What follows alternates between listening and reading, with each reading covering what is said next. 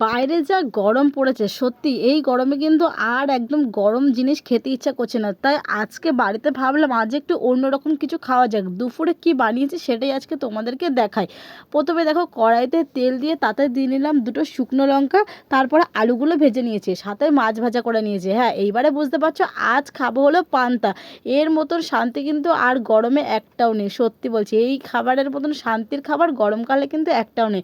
তাই এখানে আমার প্লেটটা খুব সুন্দর করে সাজিয়ে নিয়েছি। দুপুরের লাঞ্চে আজ আমি রেখেছিলাম পান্তা ভাত, পটল ভাজা, আলু ভাজার সাথে শুকনো লঙ্কা, দুটো পেঁয়াজ, মাছ ভাজা, গন্ধরাজ লেবু আর শসা। এই দিয়ে ভাতটা খেয়েছিলাম। আর সত্যি সাথে একটু কাঁচা তেল উপর দিয়ে ছড়িয়ে নিয়েছিলাম। আর তারপরে দেখো আমি শুকনো লঙ্কা দিয়ে লেবু চিপে নুন দিয়ে যখন আলু ভাজা দিয়ে ভাতটা চটকে মেখে খাচ্ছিলাম না মাছ ভাজাটা নিয়ে, সত্যি পুরো মনে হচ্ছে স্বর্গ ফিল। কার কার এরকম গরমকালে পান্তা ভাত খেতে ভালো লাগে কমেন্ট করে অবশ্যই জানিও।